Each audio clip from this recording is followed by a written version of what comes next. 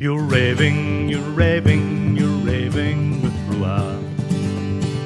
Fabulous songwriters from Belgium and beyond, the lowlands, the highlands, and far across the pond. On Instagram and Facebook too, you can follow, like, and share. Please hit subscribe and join the tribe from the comfort of your chair. You're raving, you're raving, you're raving with RWR. Hello and good evening, ravers and RWR roomers, and how are you doing? Welcome back to Songs from the RWR Room, here on my YouTube channel, Songs from the RWR Room, dedicated to singer-songwriters from Belgium and beyond. I hope you're all doing fine and well. This is episode 88 tonight of Raving with RWR. It's been about 2 months since I did one of these. I hope I can remember how to do them. Fingers crossed. The guest tonight is Mr. Jim Cain, as you all well know at this stage. If you've tuned in, I'm sure you know that already. And it's great to have him here. Before we talk to Jim, if you are watching on YouTube and maybe it's your first time to the channel, you're very welcome. Please hit that subscribe button for me down there and maybe give the video a thumbs up. It helps the channel to grow, and important that you do that for me. Thank you so much. Hit that notification bell then as well if you want to know when we go live. These live streams are a small part, but a great fun part of what I do here on the channel. You can check out therwrroom.com for all of the videos and all of the playlists on the channel at your leisure. Tonight's stream is brought to us courtesy of the great people of G-Sharp Guitars over there in Kansas in America. Norwegian invented G-Sharp Guitars, the world's finest travel electric guitars. I hope you'll check them out in the links below down there. Also, thanks very much. We have some live viewers. If you are watching live, drop in there to the comment section and let us know where you're watching for. Guten Abend. Chris is first in there as usual. Chris from Germany. Good to see you, my friend. And thanks for coming back. Lovely to have you here.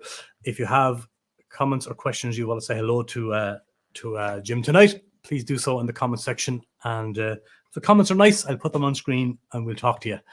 That's how it goes around here.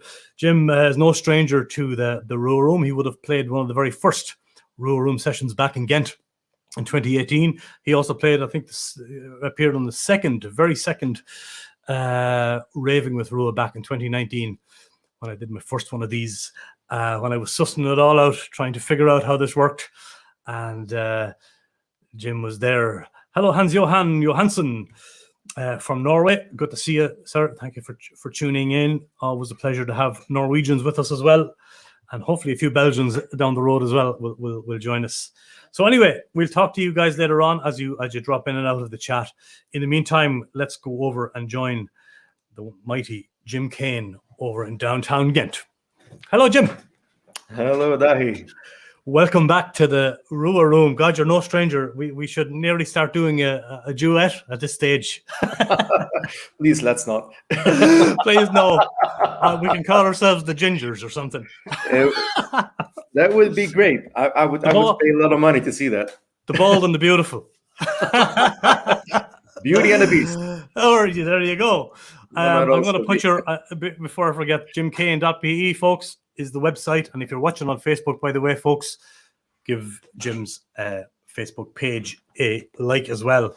And of course, follow the RWR Room there as well while you're at it on Instagram and Facebook. How are you doing, sir? What's going on with you? You're welcome. We're just coming out the far side of this Corona stuff. You lost all your gigs like everybody else, of course. But yeah.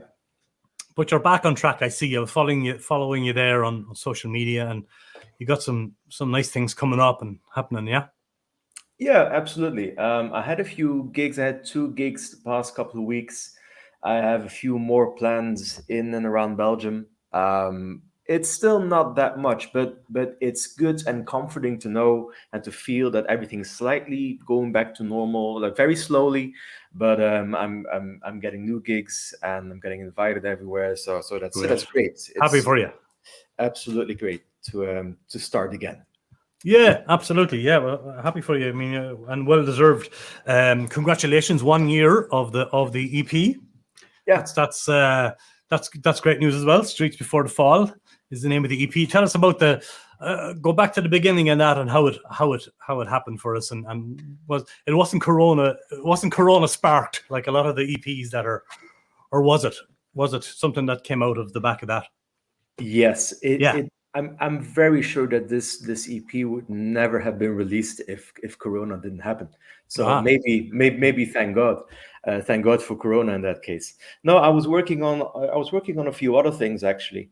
I was actually planning on making an acoustic record with just me and the guitar and playing some yeah. old songs, just like I would do it in a live setting, basically. And then like press that on a large amount of copies of CDs and then sell them or hand them out at gigs. That was my plan. And actually, the entire project had been recorded. And I nearly sent it to a friend to get it mastered. But then, of course, that was the beginning of March. And we, of course, know what happened next.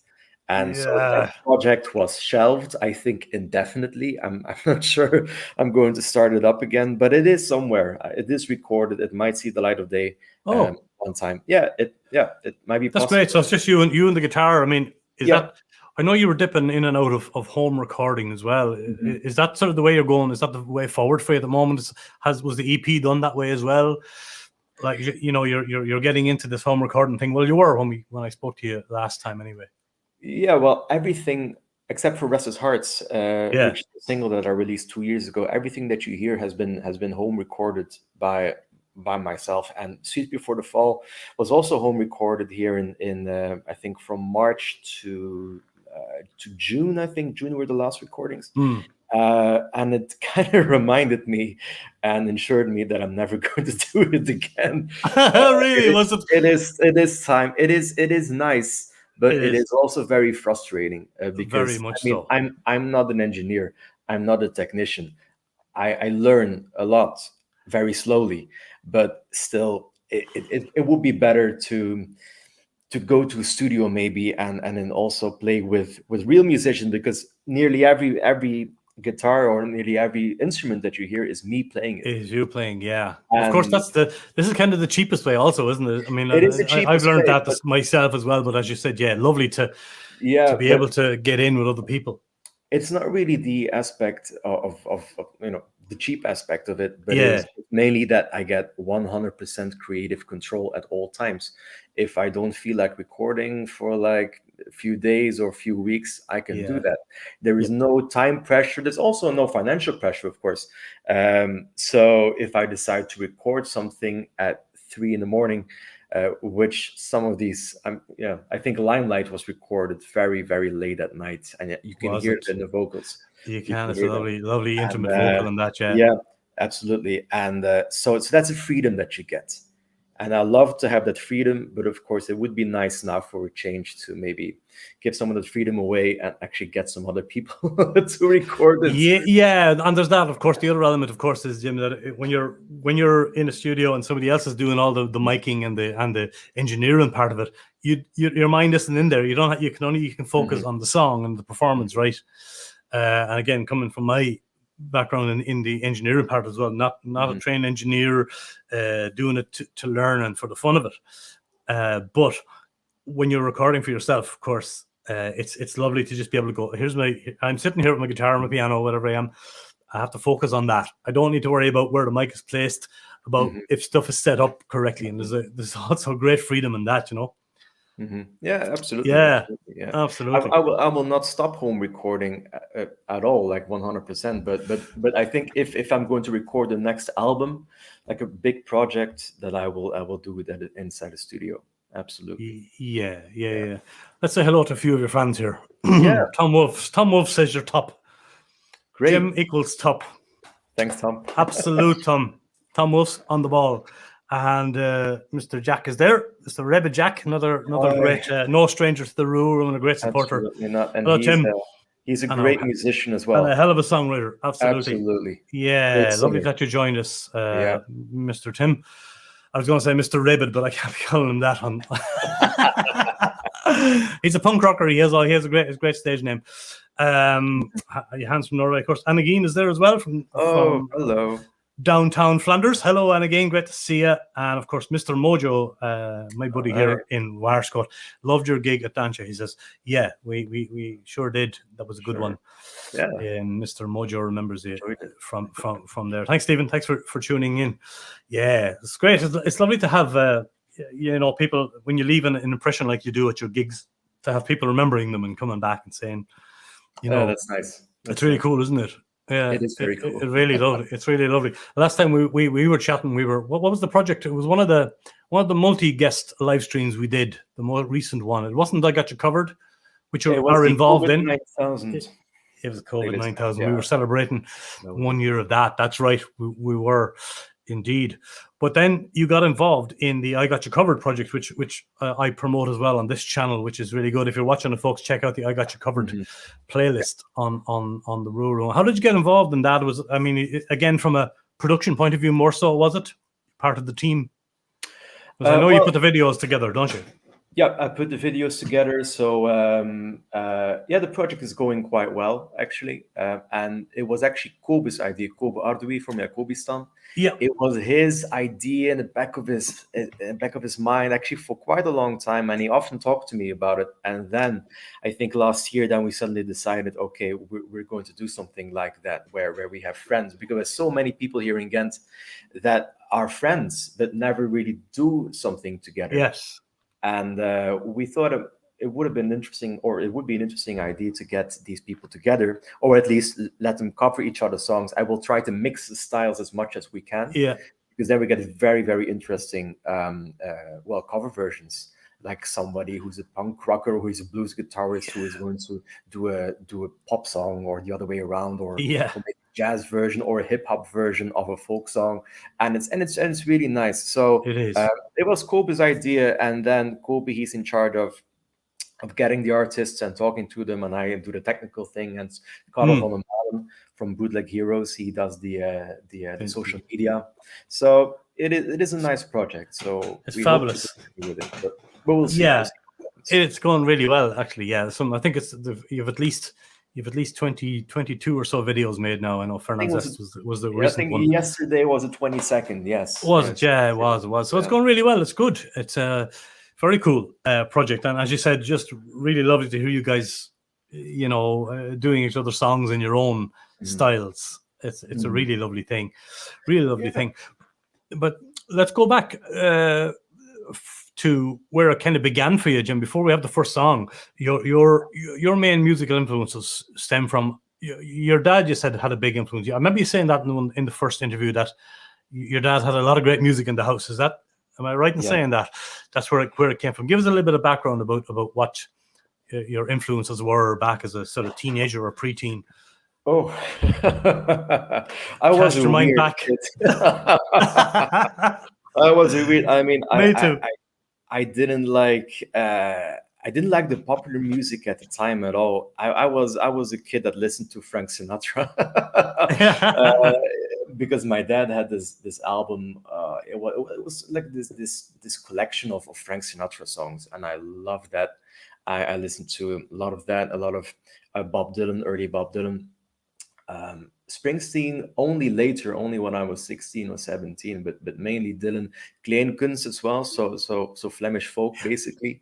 Kleinkunst was also a big influence, because the music, it was always on in my house. The music was there was always music every Saturday morning, every Sunday morning. My dad would put on a record or a CD, and I just grew up with it. But I didn't really play music until I was 17. I touched the guitar for the first time when I was 17 or 18 years old. Yeah. I always loved music, and I liked listening to it, and I had a very particular taste about what I liked or what I didn't like. But it didn't really cross my mind to actually play music myself until I was 18, because I considered myself to be quite tone deaf at the time. Some people might say you're still tone deaf. You thought you were tone deaf, did you, or were you told you were tone deaf? Yeah, I don't know. Certainly, what I'm not good at is rhythm. I'm not the greatest guitar player. I mean, I can play my own songs, but if you put me in a band, that's a little bit different. But But touching the guitar for the first time, or taking the guitar at 17 or 18 years old, it just made me creative, and I started figuring it out. So took online lessons, so like justinguitar.com was a big help, and I just started playing the guitar myself, and went very slowly. but I've Yeah. learned everything myself, and that was the freedom part, and that's why I still do it. I think if somebody would have told me to do it, if somebody would have said that, like, you have to study, like my parents would have said, you have to learn the piano, you have to learn the guitar, I would have said no, or I No would have way. hated it after a year. Yeah. So So was that the same with the piano then? Where did the piano come from? After the guitar or before? it was certainly after the guitar. My mother, she's also a teacher, but before she was a teacher, I remember this story. When she was my age, around that time, 17 or 18, she played the piano very well, and she even thought about going to the conservatory, because she was quite good. So we have this old piano. We had this old piano in our living room for my entire life, and it's horribly out of tune. It's like even Tom Waits would go like, "I'm not playing on He was like, that." But there's to me, drinking and it there's had drinking. Yeah. something. Yeah, and a year after I started playing the guitar, I tried. So I looked up the G chord and the C chord and the D chord. It's like, and the E minor, and you could play That's almost all you like a need. song. Yeah. That's all you need. And I started to just try a few things, and I just taught myself to play the piano as well, and just loving the sound, and yeah. Beautiful. So You play very much. piano on this first song we're going to play. Oh yeah, So I wanted to. That was an attempted segue into this song. You see, it's you're you said you. professional. We can see that. Do my best. Do my best. Tell us a bit about Limelight. This great, lovely song. You said intimate vocals. You recorded the vocals at home, 3 a.m, so nobody would hear you. Was that kind of the vibe? I especially remember that it was dark and there was a lot of whiskey. So there was some whiskey involved during the recording of these vocals, and it's a song that it's very dark. It's inspired by like Glenn Hansard, Nick Cave, but especially the later albums of Leonard Cohen, like You Want It Darker and Thanks for the Dance, like that kind of vibe. And you can also hear it in the lyrics sometimes. And I still trying to figure out what the song is actually about, because I don't really know. But I think if I keep listening to it, if I keep playing it, then I someday will find out. You figure it But out as you go. Yeah. it's the limelight. So you get on stage and you pretend you're someone else on that stage, and you should, at the end of the day, just be true to yourself and come clear to yourself. I think it's about that somehow. Somewhere in that ballpark, yeah. And it's also from the EP that we're It talking is about tonight. the opening track of the EP. Absolutely. Opening track of the Streets Before the Fall. 1 year on. Let's give it a play. We'll be back in a few minutes, and we'll talk some more. How's that? Sounds good to me. Streets Before the Fall is the EP, folks. Check out this great song called Limelight.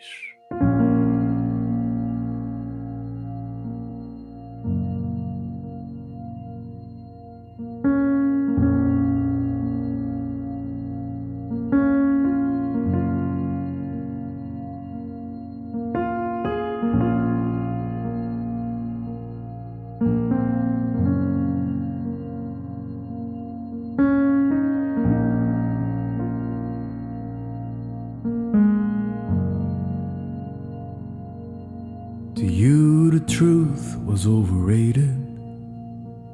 Now I can see why. Your stories lose to history, along with the name you're going by. You were holding on to secrets, buried on the page, cover them up with broken pieces, the ones that come with age.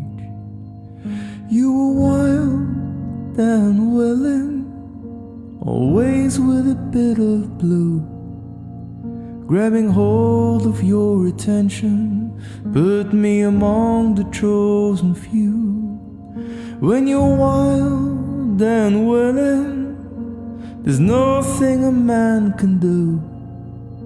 It was written in the scriptures, you were only passing through.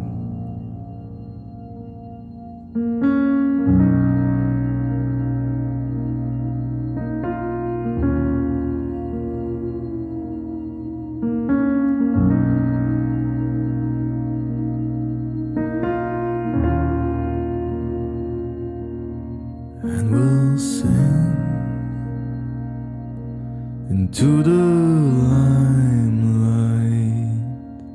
Promise there'll be no one there.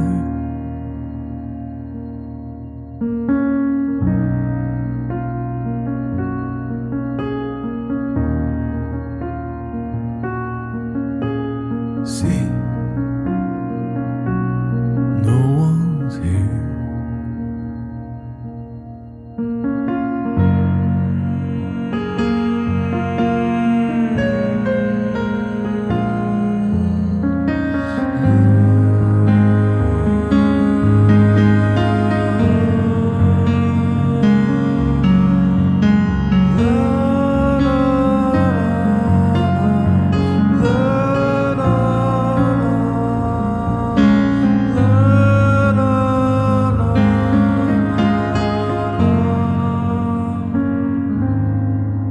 To you the truth was overrated.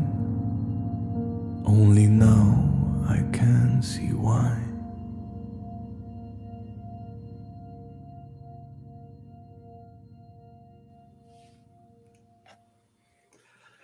Beautiful work, sir, and lovely recording as well as Jack was saying there. You know, the up close and personal vocals work very well on that song. It's like he said, you're in the room whispering in his ear, and I think it adds something very, very, very lovely to it. So don't give up on the home recording yet. No, I think it's just, you know. But I know what you're saying. I like this song particularly because it is very different from anything I've ever done. It is too. Yeah, it's very dark. It's brooding. It's intimate, and it's a different structure. I mean, it doesn't really have a chorus. It's structurally, it's also very different from what I've done, and I love this first long note in the beginning, and it never stops. You hear that same chord playing, and it never changes. It never stops. It never changes, and everything just happens on top of that. And in the end, when the piano fades out, you again hear that chord that was always there. Has always been there. And I just really like that song. It is a lovely song. I can say it for myself. Oh yeah, absolutely. No, you're well entitled to say that yourself. It's gorgeous. It's gorgeous. Blow my own horn too much. Yeah, that's what we're here for. We have to blow each other's trumpet. That's it. You gotta do it. You gotta do it. Did you ever consider, or would you ever consider going down the road of producing? I mean, for other people, for example, or is that something that interests you, or not really? No, I mean, I have a few friends that always send me their songs, like their demoed versions, because I think they know that I will be honest with them and say that, okay, I like this, but I don't like that, and change it around. So in that sense, producing could be a possibility, but I'm not knowledgeable enough. I don't know enough about music, and sure. So producing is not really my thing. I like to collaborate and I like to talk to people and exchange ideas and give feedback. Yeah. Producing, I don't think I would be a very good producer. I don't know. It's not my ambition. Well, yeah, sure. I'm just curious about your thoughts on it. And so when you say collaboration, do you ever try co-writing? Is that something you've done or are interested in? Working as a songwriter with other people? Not really. I haven't really. Yeah. I haven't really done it that often. I have done it with a recent song called "Why We Sing." Elisa de Pauw from Zonderwald. Great. She actually she wrote a small part, or at least she told me that I should change the structure because I was stuck. It didn't really feel right. And she said, "Why don't you try this? Why don't you try this breakdown and go from this chord to this chord?" And I was like, "Oh yeah, that's it. That's works. How I've played it ever since then." So I send my songs for feedback. I send them to a lot of people. So in that sense, it's kind of a collaboration because I ask feedback and I try to listen to that feedback and then change a few things around. But I haven't really co-written a song with someone yet. But it might happen. Yeah, it's not for everybody either, you know. Sometimes you Yeah. people are either some people are just don't want to try it because it's Mhm. songwriting is a very personal thing, and it Yes. doesn't. You have to gel with the right Yeah. person, for example, to Yeah. begin with. But I remember another song, "Tomorrow's Time" of It's All Here, that also I wrote lots of lyrics. I think there were like 2 pages of lyrics, and I finished the song with Erika Severens.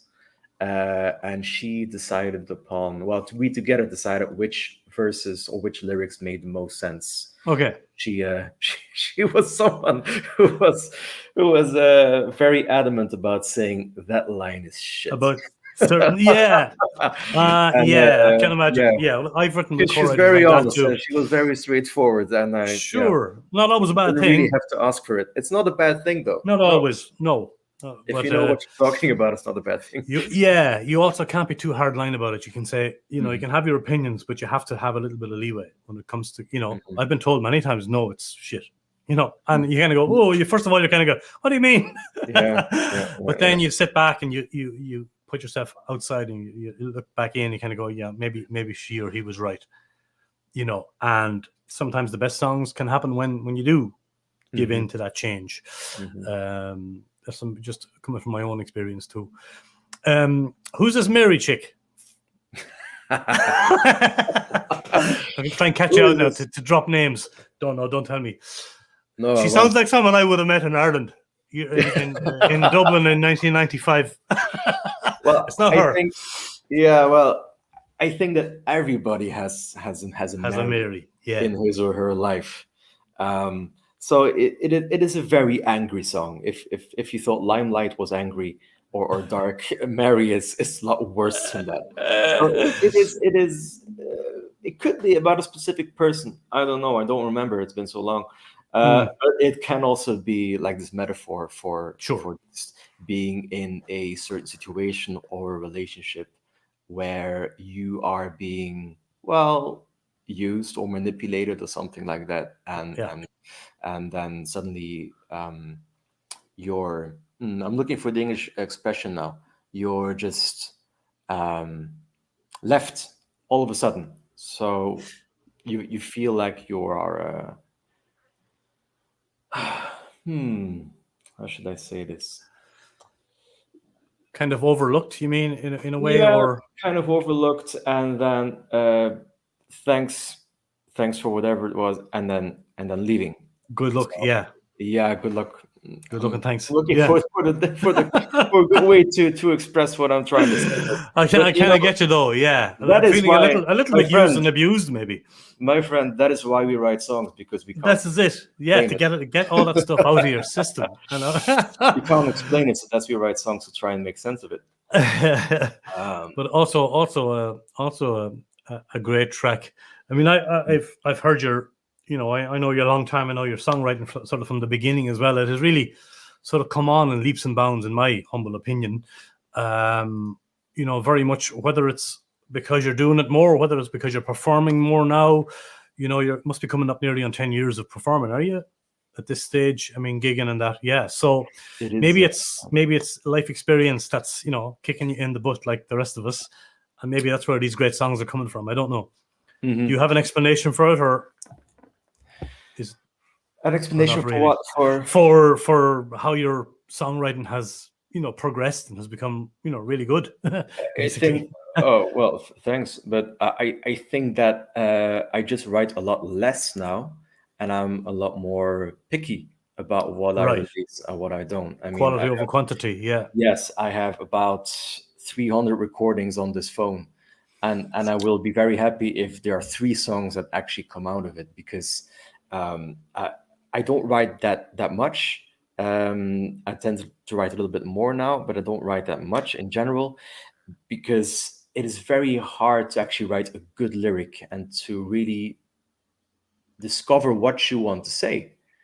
You can just write down a couple of lines and you think, oh, that's great. But in the end, if the song doesn't mean anything to me, or if I don't feel a connection to that song, it will probably never get released. So I think that, well, I hope I'm getting better, but I'm also more selective. I think that I can see which songs are very good, but I can also see which songs are not good at all. Well, that's good And that you it can do just, that. and Yeah. of course, it just happens to be that we write a lot more shit songs than we write very good ones. So, so I am, yeah, I am working on new songs right now, but they come very slowly, and I like to, um, you know, don't Really be hasty. pick at them. I, Yeah. I can easily record an album right now with songs that I have written over the years, but it wouldn't really make sense, or it wouldn't be good enough. It's good. It's good though to stand back. You know, Mr. Yeah. Ninja there saying we can be our own toughest critic. We can indeed. Yes. Sure we can. And sometimes that's not a bad thing to be our own to criticize what we're doing, or at least not criticize, but to put it under a microscope. And I put up a funny meme. I don't know if you saw it on the social media the other day with that the famous picture of the Italian guy holding back the English player about releasing my song, and then the meme read, I'm releasing my song, and the song needing more work. Hold on there, come back a bit. Whoa, slow down. Sometimes you're better off sitting on a song for a year and working on it than just going, it's finished, and I feel so proud of it, let's put it out, instead of going, hold on, move on to another song, come back to that song in a month and see if it's still a good song. Yes. And then put it out. And that's probably where you're coming from, I think. That's a very good thing to do. I never trust songs that I write quickly either. I kind of shelve them, and I kind of go, okay, let's forget that now for a week or a month, come back to it. And I think that's a good way to do it. Yeah. I always compare them to wine, because the song gets written, but then it doesn't really make sense, or it's not aged enough. So you have to leave it somewhere in a notebook, because every song that I've recorded, including some of them on Sweets Before the Fall, they have existed for at least 3 or 4 years before they were actually recorded. Well, so that's good. If you listen to the It's All Here album, which was, I think, 2018, I think there were a few songs on there that were 4 or 5 years old, but that after 4 or 5 years finally found a right place, but also after 4 or 5 years they made sense. And I figured out how to finish them exactly. So these are little seeds, and they have to grow. So I also don't really believe in writing songs just straight out on the page and recording them for the sake of writing them. Yeah. But I think that's great. I think that's commendable, because a lot of the songwriters of your generation, you're younger than I am, but a lot younger than I am, but a lot of your guys and girls your age are very, especially in this day and age with the social media thing going on, it's almost like they've got to put it up as quickly as possible and get it out there, get it heard, and it doesn't always do them any favors, but we're going to play Mary. We're going to come back and talk about the song. I think I found the expression, to be stood up. To be stood up. Okay. Yes. That's it. So that's what we're talking about. So it's a little bit. Have a little mercy. I'm just an English teacher. Have mercy. Have mercy. She's only an English teacher, lads. Somebody asked me, I asked somebody last year, I said, what, the reasons that they got into teaching, and they said the 3 main reasons are June, July, and August. So I thought that was a good one. I'll come back and talk to you in a second, folks. Here's the great song called Mary from the great Jim Cain. I hope you enjoyed this.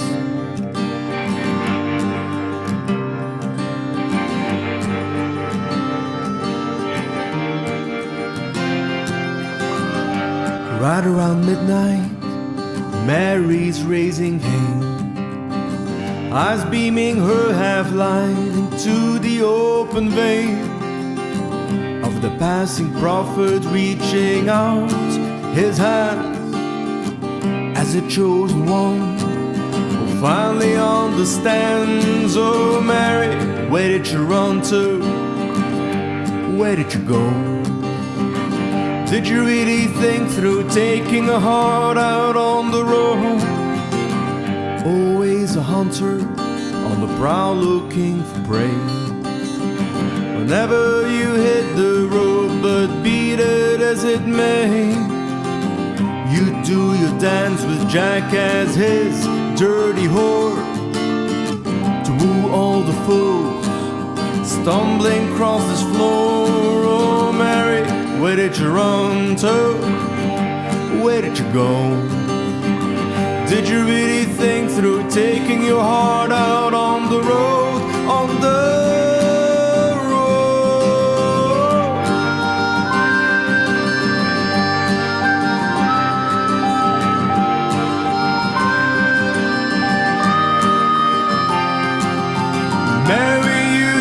and stroke us of some later day. Mary, now you can't be freed by trying to break away. Mary, with this dance, there's nothing you can say, 'cause as restless, hungry feeling is here to stay. Oh Mary, where did you want to? Where did you go? Did you really think through taking our hearts out on the road?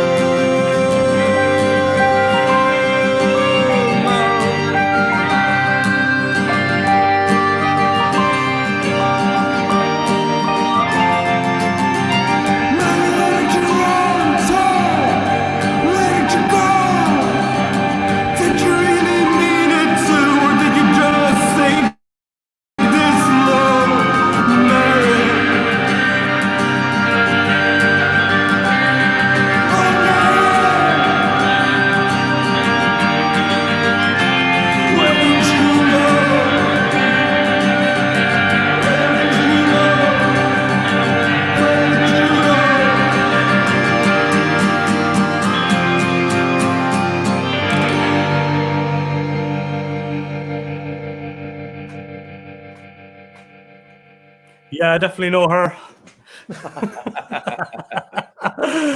The good Maybe mojo it's the same says Springsteen. Maybe it's the same person. It could be. It could be. Stephen says Springsteen has plenty of Marys as well. He sure does. Who doesn't? He does. Who doesn't? I'm just looking at some of the comments here, saying hello to some people as well. Nessa Brosnan is from Clonakilty in County Cork. Hello, Nessa. Thank you for tuning in. Lovely. She's a great follower of the show, and as his Eugene, her, I was going to say her better half, her other half. All right, Euge, good to see you. There's a line in there about Jack dancing with certain girls. I wonder, was that Rabbit Jack that you were talking about there? No. Dancing with Jack, like one of his somethings. It is actually. But he's right when he says. It does have an explanation. It is actually like, imagine you're at a party and the scene is unraveling. Of course, you are being seduced and so on. And the song that was playing was "Hit the Road, Jack." So, which is a very danceable reference song. to Jack. So you do your dance with Jack. Jack, cool. That's it. So, oh, wow, that's where that came from. That was the reference. But these lyrics of Mary, they are very hard to understand. Even I don't. They're abstract. Yeah, they are very abstract and very. But I like songs like that. You know, you don't need to spell out lyrics. You know, there's also this line in there, to the chosen one who finally understands. And I remember sending the lyrics to a friend of mine for feedback, and he said, "I don't understand," because it was just so closed off. It's very specific, but it's But Glenn Hansard said, the more specific you write, the more universal it gets. Maybe there's some yes, truth in it. Indeed, there is some truth. Maybe there's some truth. Chris was liking it there to the church and Nick Cave, and so this is the great song. Wow. Thank you, thanks, Chris. Yeah, absolutely. Thanks. Wicked Harmonica says Mr. Mojo. Absolutely, for sure, absolutely. Where can people get the EP if they want to find it or hear it? Where's the best place to go? Well, the EP, I don't have a physical CD of the EP, so you can find it on Spotify. If you just go to Jim Cain and Streets Before the Fall, you will find it very easily. If you go to the website, you can also click through to the shop, and you can actually buy the digital tracks via jimcain.bandcamp.com. So you get redirected to Bandcamp. So if you want to support the music, that's a place where that's how to do it. And of course, Facebookers, don't forget to give Jim Cain Music a thumbs up. Give the page a like there if you're watching on Facebook, as I know some of you are out there. That would be cool to do. So what else is going on for you? Are you working on new material now? Is there stuff coming up in the near future? Gigs anywhere starting to come back for you? Yeah, as I said, I had a gig 2 weeks ago at Boon here in Ghent, near the Grauwesteen, which was really great. I had one before that, but it was about half an hour, and I was mainly background music, so that wasn't really that satisfying, those kind of gigs. It was a nice gig, but still, Boon, I had an audience that really listened to me. It was very intimate. Nice. I think about 30 people everybody listened, and that was so great. I was so happy to see Lovely. those new people, but also a lot of old faces that just came to the show. And I have another show coming up in August in Kursel, which is something that you would like. Actually, it's this kind of wine festival, Oh yeah. music and wine, and I'm actually What makes you performing- think I like wine and music? I don't know. It just What you know, gives you that? I used to have red hair, and now I have red wine. Maybe No, I that's have red wine. That's right. There we go. But Quoting my quote. I'm really looking forward to that gig. I have a few other ones planned. I have some planned for 2022 already. So it's slow, but it's getting there. Come on back. Um, That's And I'm also, as I said, writing the new songs, finishing Why We Sing, have a new song coming called Carry Your Past and Man on Wire and Roman Candles. So the song titles are there, the ideas are there, but I really need to fine tune them, and I really want to have good lyrics. The songs themselves come quite easily. So the melody and the structure, that comes quite easily, but the lyrics are very tough. lyrics are tough, yeah. Especially if Very- you're, as you said, especially if you're a bit critical about lyric writing, but which is okay. It's not a bad thing. If you look at Leonard Cohen's a prime example of that. Where he, these big songwriters like Cohen, and they all have books of lyrics, and they condense, they edit all the time. I think I keep going back to the example of Hallelujah from Yeah. Cohen, who it was whittled down to approximately 8 verses, depending on who sings it now. But I think it had 880 at the beginning, 80. So you know what I mean. So when you think of a song as big as that, being Dylan's the same. These guys, they write 10 songs, throw away 9, and keep parts of each song and make one, and it's just hard going. It's hard graft. Songwriting is hard graft. People don't always know that, but it is. It's work. It's hard going. Talk to Anna Geen later on. She's offering a house concert. There you go. She has lovely house Great. concert down there. Her mom and herself run. I love doing concerts house down concerts, there. by the way. So So, yeah. there you go. Hook up later and talk about that. And I think there's an offer there for Herbie as well. Look, Herbie VS. There you go. So thumbs up from Herbie on that one as well. There you go. We're all interconnected here tonight, lads. Setting up gigs and dates, and it's brilliant. It's lovely. I love the community here. It's a great little thing we've got going on, and really, really cool to have it. And he's delighted. And again, wee. So there you go. Nice to make you all happy. That's the main thing. Before I forget, very important to ask you, how's your granny? And did she miss me? Of course. She does. Yeah, of I course miss she her does. Yeah, but she's great. She Yeah. of course received her 2 shots a while ago already. So Granny is doing fine. Great. She's Two absolutely shots of Geneva, is it, or something else? Or oh no, actual shots. Okay. Yeah. But she likes tequila, so she's not really the Geneva. Okay, she's tequila. 2 shots of tequila. Good girl, Granny. I'll give her do the grooches, as they say in Belgium. Do the grooches. I will. When you see her. So we'll move on to a song. We'll talk about Streets Before the Fall, Mhm. the title track Yeah. of the EP. Another great song from the EP. Tell us a little bit about the inspiration behind it, or whatever else you want to say about it. Hmm. Well, I think it's one of those songs that I try to write more and more, because these are very narrative driven. Mm. So there's really a story with the beginning, middle, and an end, which doesn't really occur in all of my songs. But here it is very much a story that I'm telling. So I'm not going to explain too much about it. But what I do want to say is that I told you about all the instruments that I play, nearly all the instruments. Of course, sometimes I cannot play a certain instrument, or I cannot. That's fit right. So No. that's why I invite good friends. And my great friend Katja van der Poorten played her lovely violin or fill. She did. On this track, and it was always a song that I heard in my head, and it needed this kind of extra sound. It needed to be special. And then I immediately heard the sound of the violin on the song, and it just works beautifully, I have to say. I'm so glad that she agreed to do it, and that she did such a wonderful job at arranging it together with me. We we didn't know what it was going to be. So we Okay. and she came here last year, and I just had the guitar and I played the song for her, and we together figured out where she should play something and what notes. And so I had no idea, had no clue, but we figured it out together. Figured it out, yeah. Great cooperation. So It was good lovely. cooperate. Good cooperation. There you go. You see, it worked out very well. She's at a gig tonight. She was telling me, otherwise she'd be here live, but Okay. she had.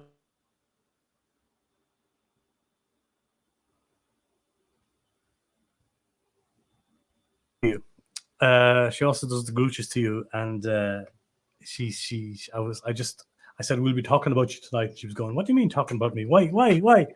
So it'll be a surprise when she watches this back later on. She'll be surprised. But I'm going to play the song. It's called Streets Before the Fall, and as you said, sort of a self-explanatory song featuring Katja van der Poorten on the fiddle or the violin, whichever you want to call it. Do you know what the difference is between a fiddle and a violin? I'll tell you now. You can spill beer on a fiddle. Here is Streets Before the Fall featuring Katja van der Poorten. Enjoy it, folks, and we'll see you in a couple of more minutes for more chat with the great Jim Cain. There was a light up in your window, though I knew you weren't there.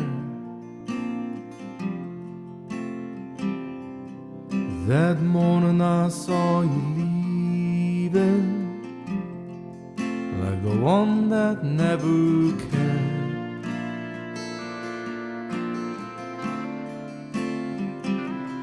Now there's others at your table, 'neath kitchen smells of leaves of tea. Before sleep comes they close the curtains where your lover's bed used to be.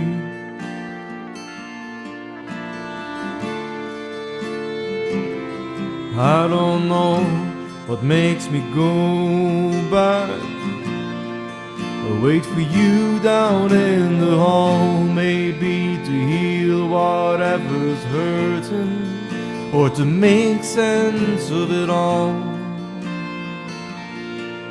Out here on the streets before the fall,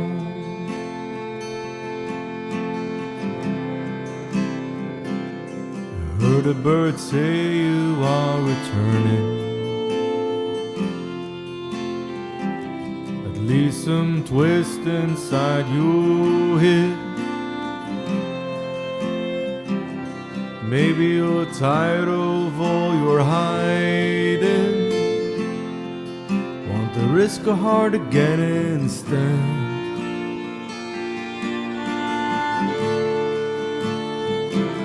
So you return to roads and highways, to early rain on a summer's day, the time before you packed your life, left with nothing more to say.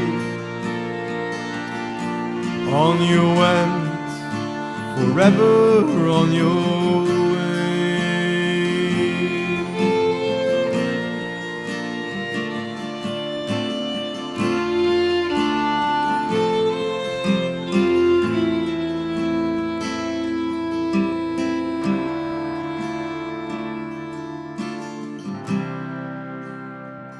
In times of need you're coming back, when you thought of things you forgot to steal. But what's left is an empty promise, still your only thing that's real.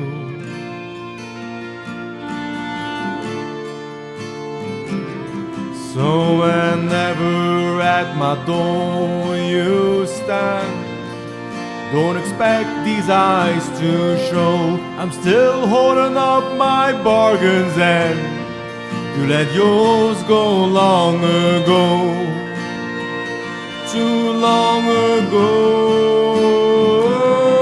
I don't know you hear my voices call, I won't let you ruin one more thing. Please forget about them all, 'cause they're lost on the streets before the fall.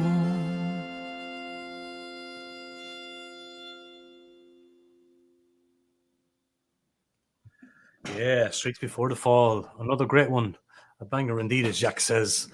Yeah, you should be very proud of these songs, mate. Like I said, you're writing great stuff, and keep it up. Yeah, thanks. Yeah. So all I can say about it, as I said, indeed, Chris is learning Flemish. He's coming here for a couple of days in August. He has to learn the flams. Good man, Chris. Absolutely. But what is the new songs? Will they be somewhere along the same theme? Will you release them as an EP, aiming for an album? Will you release them individually over time? Is there a plan yet? There is a plan. There are a few plans actually, but the plan which is most likely to happen is that it's going to be a full album. So about 10, 11, 12, 13 songs maybe. Great. Recorded with a band, and also hopefully with a tour with a band in 2022. So, but these songs, all these songs, as much as I love them, because I really think it's one of the best things I've ever done. It just, these 6 or 7 songs, they just flow great into one another. They all share the same sound, but still are very varied. And I love the songwriting. I love the lyrics. I love the messages. But it is not something that I would do again. I think the next album will certainly be maybe a little bit more, well, poppy is not the right word, but at least will be more upbeat, will be more dynamic. Oh, I see. Yes, because of course we are getting out of a terrible period in all of our lives. And I think that last year I've outstayed my welcome releasing 7 heartbreak songs in the middle of the fucking pandemic. So the next thing that I'm going to do is going to be a little bit more upbeat in any case. So I really want to focus on positive songs and on the camaraderie in playing music together and more accessible songs. So it's going to be a celebration of life, I think. I hope. That's what I'm planning to write. That's the plan. Okay. Absolutely. Yeah, it sounds great. It sounds great. And just to remind people, to get all of your stuff, just go onto the website or go on Jim Cain on Spotify. You'll get everything. They'll get everything there, right? You have a couple. I know you've got a couple of physical discs as well, which you'll sell at gigs, and people can find them out there. Bandcamp, especially. Absolutely, that's cool. Yeah, I look forward to hearing the new songs and the new vibe.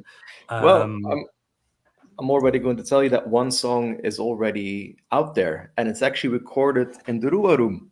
So the song I recorded a couple of months ago, "The Wrong Way Home," that is very likely going to end up. Yeah, that's one of the big good vibe songs. Absolutely, they'll find people will find that. Just put in Jim Cain into the search of the. So Anakin, that is a love song, "Wrong Way Home," more or less. It is. No love songs that are breaking up songs. More or less. Sure.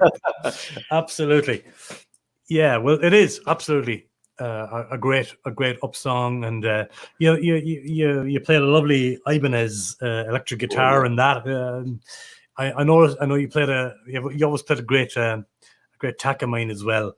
Is that is they your two main go-to guitars now, the TAC and the Ibanez? Or yeah, well, I have this, of course. It's all here. It's all here. Oh yeah, yes. With the almost hole in it. Yeah. Yes, I'm a very enthusiastic player. You are. I don't know. It's just the way it's curved and the angle which I'm playing at. So but this is my go-to live guitar. It is lightweight. It is small. It's not as bulky as a regular Dreadnought. It's kind of this next model, and it just sounds amazing plugged in, very bright, but still with enough bass and enough punch and power. So this is my go-to acoustic. And then the Ibanez that you saw on the previous picture, during Sweet Before the Fall. That is also the go-to electric guitar. Yeah, the Ibanez. I know Elisa loves your Ibanez too. She's a big fan. Lisa DePau. She's watching there at the moment. Hi, Lisa. Yeah, absolutely. Big fan of Ibanez too. I am too. I like their semi-acoustic, electric-y, whatever you want to call them, electroacoustics or semi-hollow electrics is what I'm trying to think of. They making great guitars. My first guitar was a Takamine too. You can't go wrong. You can't go wrong with them. No. Stephen says you're a geweldig liedje maker, something like that. You have him triggered and inspired. Trigger. It looks like yeah. Trigger. Oh, sorry. It looks like a little bit. It does. It looks a little bit like Trigger. It looks like Trigger. Yeah, and Glenn Hansard's Takamine as well. Yeah, we're going on that way. Yeah, she's yay for the Ibanez, says Elisa. Yeah, absolutely. We'll say goodbye in a few minutes. Jim, I want to thank you very, very much for spending this hour with us here tonight. But we have one more song to go. It's a song from a very special project. I suppose you could call it a Bruce Springsteen tribute. Would that be right? Be right in saying that? I suppose I would. Well, kind of an homage show anyway. Essentially, what it is, I prefer the term homage because whenever I hear the word tribute band, I've got all these horror ideas about. Gives you the heebie-jeebies. Yeah, I know what you mean. Getting on stage with a bandana and with jeans and like a look-alike band. Yeah, sure. With a black saxophone player and no. So I'm actually indeed doing this Springsteen project. And it's me just playing the more intimate songs of Springsteen. So there's no name a few of them first. No dancing in the dark. There's no I'm on fire. But the lesser known songs, the more singer-songwriter aspect of Springsteen. And I just could you mention a couple of them for us? Yeah. Could you mention a couple of the names of those songs? Of those songs, well, just a couple, just that you might know is Brilliant Disguise, for instance. One Step Up, a few Tunnel of Love songs, Ghost of Tom Joad songs from that album, a few Nebraska ones, Reason to Believe. Nice. And also a few recent ones like Long Walk Home or Moonlight Motel that just don't get played on the radio. Yeah. And I just want to shed light on the songwriter aspect because if you hear Springsteen, people automatically think about Born in the USA, which is this anthem that gets misinterpreted constantly because it's not patriotic at all. And I just want to show people that there's so much more, and these lyrics are so strong, and that's what I plan to do. So I've done a few gigs with that. I think 2 or 3 gigs last year, and hopefully. There will be some more. I've got nothing planned for Runaway American Dream. So if you visit the website, jimcain.be, you can also find all the information about Runaway American Dream. It's a really nice show too. I remember running sound for the one we did in the Herberg Macarius in Ghent. And it was a great night, full house. And Elisa was actually on stage with you that night as well. She played piano and electric guitar, I think, or just piano. Can't remember. I think just piano. Yeah, just piano and voice. Yeah, it was a great show. And as you said, lovely to hear, big Springsteen songs, but not the big hit songs. Just the more, the more intimate, somewhat lesser known songs of Bruce. When did you first get into listening to Bruce? You were saying it earlier on, I think, in the chat. You were very young, or did it came a bit later in your life? It came a bit later because, as I said, there was always music in my house, and I picked up the music that I liked. But again, especially if you're young, if you get told to like something, automatically you don't. Yeah. So the music that I was picking up was just all around me, and that's why I liked it. But then my dad came around and he said, there's this new album from this guy called Bruce Springsteen, and he's touring Antwerp, and you should come. And of course, I did what everyone would say at such an age. I said no. Because whatever it is that your dad does at that age is stupid. It's not cool. It's so not cool. Yeah. And I remember him calling me. So I was at home and he was in Antwerp, and he was calling me during the river. And I was like, oh Jesus, do I have to listen to this old man's music? And I turned on the phone, and now I feel so fucking why? I should have gone. Terrible about it. Yeah. But it was only later. So I was 16, I was 17 actually, that suddenly I listened to the River album, And suddenly I listened to the lyrics and it clicked, and I thought, that's Yeah. me. You He's were drawn singing in. about no one else but me. And that was the big revelation. And also to me, that was a sound that I was looking for all my life. I didn't really like the popular music at the time, but that sound of this big rock and roll band, and then you had that saxophone and the prominent use of the piano as well. So it's not really guitar driven. The songs are very piano driven, Yeah. piano and saxophone, and that's a combination that just you had rock bands with guitars and drums, but you didn't have that many rock bands where the piano and saxophone was all up front, and it was like kind of uh, it's only rock and roll, but it feels like love, is something that they say, because you have these real friendships on stage, and this isn't just music. This was his whole kind of religion almost, and it just clicked. And I ran to the FNAC, the States, and I bought Greetings While the Innocent, Born to Run. I bought it all. Darkness. Give me Bruce. Yeah, the whole shebang. Absolutely. And I don't really listen to Bruce that often anymore, but whenever I need him, he's there. So it's music that I always return to. So it's not that I'm listening to Bruce all the time, but it's music that doesn't get old for me, and it stays true. Fabulous. So that's well said. We're going to finish off the show with "Runaway American Dream" from the show title as well. Thank you very, very much, Jim Cain, for this great chat tonight, and for sharing your mighty music with us. Keep up the great songwriting. Thank you. The best of luck with the gigs when they come back strong. Thanks to all the viewers who tuned in tonight as well. We appreciate it very much. You take care of yourself. We'll have a chat backstage after I play this song. Thank you. Jim, take care of yourself, and thanks very much. Just one mention to the great Elisa De Pauw, who's going to play on this song that you're going to see, a song called Racing in the Streets. So thanks, Elisa, for doing a great job. Indeed. Thank you, Elisa. And thank you, Jim Cain, for chatting with us. Ciao for now. Bye-bye. There you go, folks. The mighty and talented Jim Cain. And thank you all very, very much for tuning in. Everybody who left comments and tuned in from all over the world really tonight. It was lovely to have you all here with us tonight. We're coming up close to 3,000 followers on the RWR Room Facebook page, so give the page a like, folks. Let's push it past that mark. We're coming up to 1,000 on Instagram too, which is really great, not only for the numbers, but great to have such a great community here behind what I'm doing here in the RWR Room. And of course, remember to hit that subscribe button on the channel and give the old video a thumbs up. It helps the old algorithm stuff, as they call it.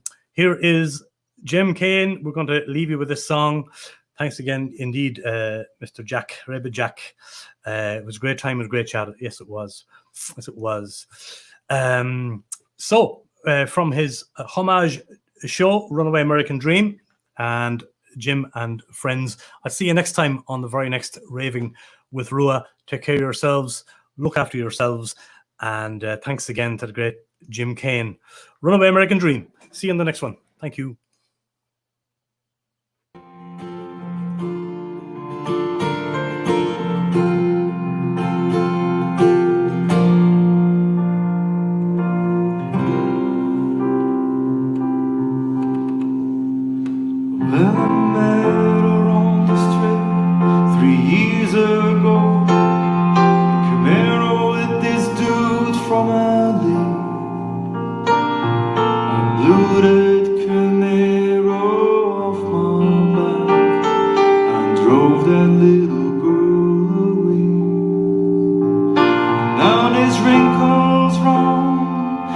Baby's eyes as she cries herself to sleep at night.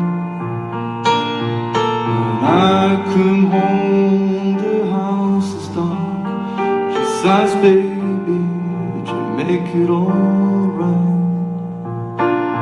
She sits on the porch of her daddy's house, but all the pretty dreams are torn.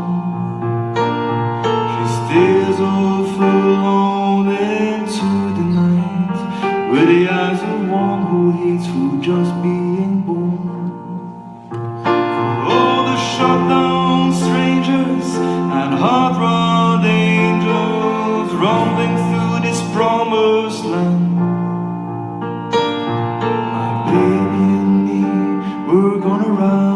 to the sea will wash these sins of our hands.